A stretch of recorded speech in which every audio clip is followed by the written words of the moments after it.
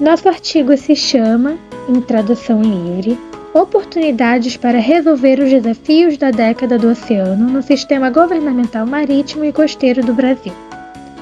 Seu principal objetivo é analisar o quanto a legislação, órgãos e projetos políticos nacionais colaboram com a superação dos desafios da década dos oceanos propostos pela ONU. O artigo também fala que nosso país tem dificuldades em organizar seus recursos financeiros e humanos e acompanhar o progresso do que já foi feito em relação aos desafios e se propõe a auxiliar nessa questão. A metodologia aplicada pelos autores do artigo possui 3 passos. O primeiro passo é relacionar o Decálogo para a Gestão Costeira, proposto em 2004 por Barragan, com mecanismos, instrumentos e estratégias de governança já inseridos na política brasileira, através de uma pesquisa feita em documentos, sites pertinentes e coletâneas de estudos de qualidade. O segundo passo faz uma análise quantitativa entre quantos elementos de governança correspondem a cada um dos 10 desafios e dá uma pontuação de acordo. Por fim, o terceiro e último passo faz uma análise qualitativa entre os elementos de governança, os desafios e os decálogos através de 4 questões. 1. Quais são os desafios mais e menos citados? 2. Quais aspectos do decálogo foram mais fortes e quais são mais deficientes em relação aos desafios? 3. Como cada desafio é abordado pelos instrumentos existentes no Brasil? E 4. Quais são os principais problemas persistentes de governança e as principais oportunidades para avançar nos desafios em nível nacional? Os desafios com maior cobertura são 2, 9 e 10, todos relacionados às iniciativas de participação social ou educacional.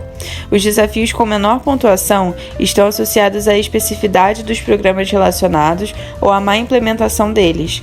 Em termos de aspectos-chave, para avançar na década do oceano, o desafio 1 e o desafio 3 receberam as pontuações mais baixas, ambos relacionados ao bem-estar das comunidades costeiras. Além disso, as pontuações baixas dos desafios 7 e 8 indicam a necessidade de investimento em tecnologia e dados e informações oceânicas. O item do Decálogo Participação Cidadã mostrou pontuações baixas e pouca representação dos 10 desafios. No geral, o Brasil demonstra boas atitudes no avanço da superação dos desafios da década do oceano. Todos os desafios são abordados, mesmo sem a presença de todos os decálogos. No entanto, muitos decálogos importantes para o avanço nos desafios demonstraram pouca implementação, como informação e participação. No desafio 1, um total de 9 elementos de governança foram vinculados. O Brasil estabeleceu parceria com a ONU para desenvolver a Estratégia Nacional de Combate ao Lixo Marinho. Um ponto importante abordado nesse desafio é o Plano Nacional de Combate ao Lixo Marinho, que tem foco na qualidade do ambiente urbano. A redução de resíduos sólidos tem sido um dos avanços reconhecidos no plano. Já o projeto político pedagógico da Zona Costeira e Marinha do Brasil tem como objetivo fornecer diretrizes pedagógicas que contribuam para o uso sustentável e a conservação da biodiversidade das áreas costeiras e marinhas. Trabalham com desafios como lixo marinho, resíduos urbanos, poluição de rios e remoção de lixo nas praias. No desafio 2, estão associados 21 elementos de governança. Elementos benéficos desse desafio são o Sistema Nacional de Unidades de Conservação, que foi concebido explicitamente para proteger e conservar os ambientes naturais junto com a legislação ambiental, a gestão integrada da zona costeira, com uma abordagem sistemática mais envolvida, atos de proteção ambiental, a adoção de zonas úmidas, que visa a proteção delas, e o Plano Nacional de Gerenciamento Costeiro, que gerou elementos que podem levar à delimitação de novas áreas de conservação, como relatório de qualidade ambiental e zoneamento econômico-ecológico. No desafio 3, 8 elementos de governança foram identificados. Infelizmente, o Brasil tem poucas iniciativas associadas à segurança alimentar. Algumas das políticas públicas envolvidas nesse desafio são o Objetivo de Desenvolvimento Sustentável, que traz metas como o fim dos subsídios a formas insustentáveis de pesca, a ampliação do acesso a recursos para pescadores artesanais e de pequena escala, e o fortalecimento da aquicultura. O Plano Setorial de Recursos do Mar Mar, que tem como objetivo aumentar o consumo de aquicultura e produtos pesqueiros em pelo menos 10 quilos por habitante, e o Programa de Avaliação do Potencial Sustentável de Recursos Vivos na Zona Econômica Exclusiva, que ajudou a obter e sistematizar as informações necessárias para a gestão dos estoques pesqueiros na Zona Econômica Exclusiva brasileira. No desafio 4, um total de 12 elementos de governança foram associados. Houve uma proposta de fazer um mapeamento do espaço marítimo para a conservação dos recursos dos mares brasileiros, mas até a realização da pesquisa, nenhuma iniciativa prática foi tomada. Algumas das políticas públicas associadas foram a Política Nacional para os Recursos do Mar e o Painel Mar, que é uma organização acadêmica informativa. No desafio 5, identificamos um total de 12 elementos de governança associados.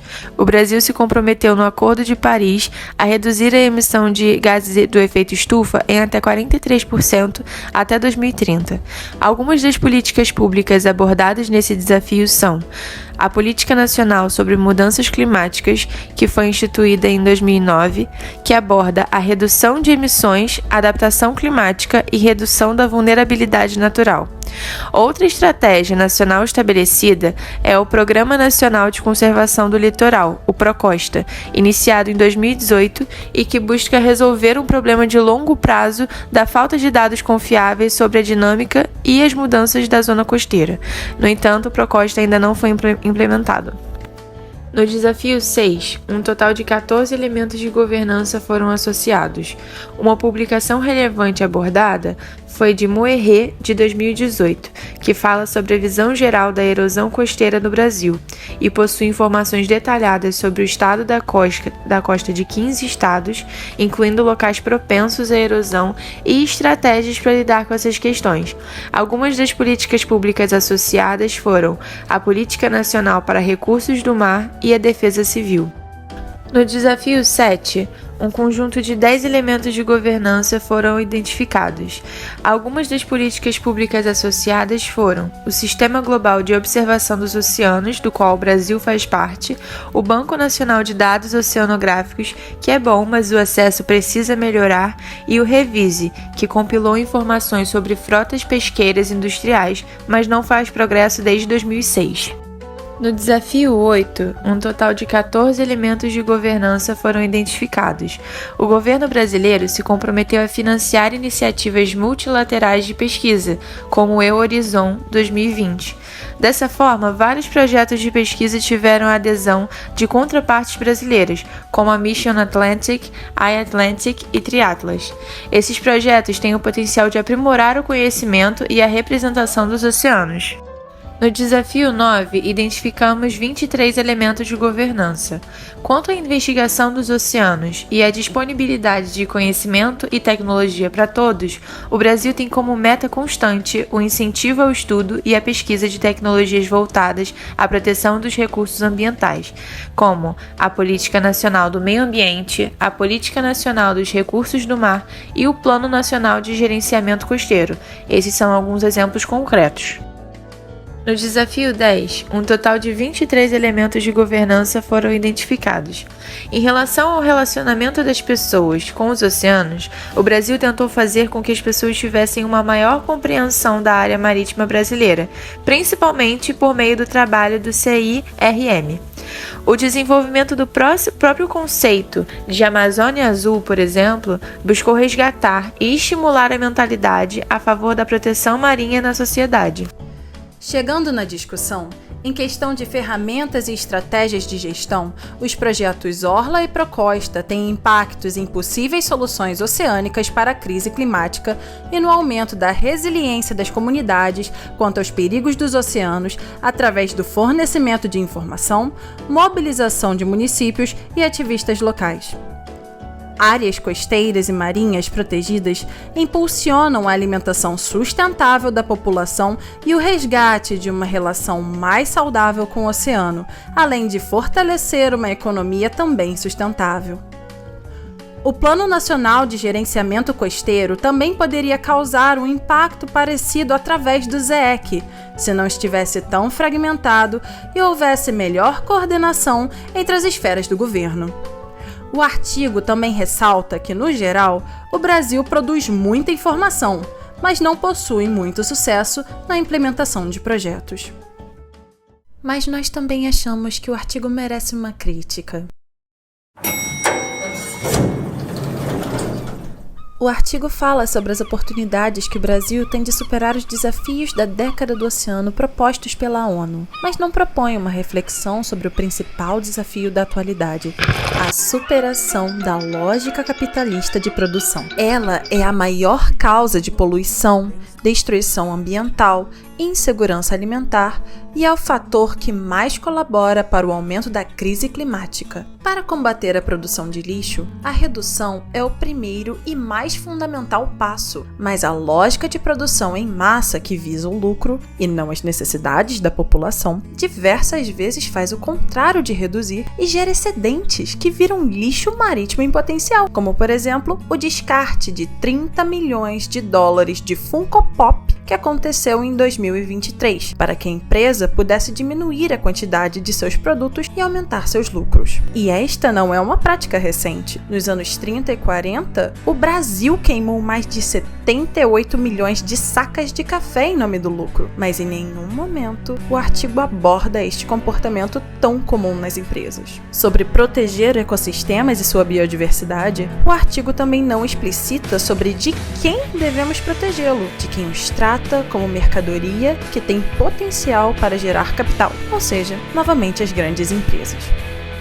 É importante frisar que, por mais que pequenos mercadores que utilizam recursos naturais para suas confecções gerem sim um certo impacto, ele não chega nem perto daquele gerado pelas indústrias, que impacta também a segurança alimentar destes mercadores, da população local e até mesmo mundial, por desequilibrar e até destruir habitats de animais e plantas que servem para o sustento humano. O artigo segue avaliando os movimentos que o Brasil faz para superar cada desafio da década dos oceanos, mas não leva em consideração que a maioria das medidas sequer toca na raiz da existência de cada um deles, que é justamente o sistema capitalista. E ele precisa se expandir constantemente para não ruir. Expansão essa que acontece através de todos os recursos disponíveis na Terra. É incoerente falar de sustentabilidade ou eficácia de leis ambientais ao mesmo tempo que se fala de desenvolvimento capitalista. E o artigo é no mínimo ingênuo ao fazer. Leis de proteção ambiental são frágeis quando se trata de desenvolvimento, porque os maiores interessados em quebrá-las têm poder para isso, seja por conseguir acatar com o preço das multas, ter privilégios o suficientes para não serem presos, até terem representantes dentro do Congresso para revogar essas leis. Vide o ex-ministro do Meio Ambiente Ricardo Salles propondo passar a boiada em meio à pandemia de Covid-19. E há anos, medidas como as propostas pela ONU para a mitigação dos efeitos da crise climática têm sido implementadas, mas nenhuma tem o efeito esperado, pois muitas delas atuam justamente em prol do sistema capitalista. Se vê necessário um rompimento com ele para que haja a possibilidade de um outro sistema cuja racionalidade ambiental possa servir de base. Mas ainda há desafios que o Brasil e o mundo podem superar enquanto o rompimento não ocorre. Podemos fortalecer e proteger pequenos produtores e cooperativas, uma vez que estes não atuam sob a lógica de produção em massa, e sim para saciar as necessidades da população. Podemos implementar a educação ambiental crítica no currículo escolar e universitário como alternativa conservadora, que culpabiliza toda a humanidade pela crise climática e não mobiliza a lutar contra a classe que realmente a causa. Podemos mobilizar a população em coletivos para que tenhamos movimentos populares fortes o suficiente para lutar contra a exploração desenfreada dos nossos recursos naturais e, consequentemente, garantir nossa sobrevivência como espécie e nossa qualidade de vida também. Além disso, precisamos apoiar fortemente as causas indígenas, pois seus estilos de vida são os maiores exemplos de sustentabilidade real que nós temos, e estes povos estão em constante ataque por parte dos que agem em nome do desenvolvimento. E por último, mas não menos importante, precisamos cobrar em peso e com urgência reformas estruturais para que tragédias climáticas como as do Rio Grande do Sul não sejam tão frequentes quanto prometem ser. porque a culpa não é da chuva. Todas essas medidas não só beneficiariam os oceanos, mas também todos os aspectos ambientais, justamente por contra-atacar a raiz do que nos impede de progredir nas medidas de proteção e cura do nosso planeta como um todo. E é isso que precisamos que um artigo atual sobre o meio ambiente discuta.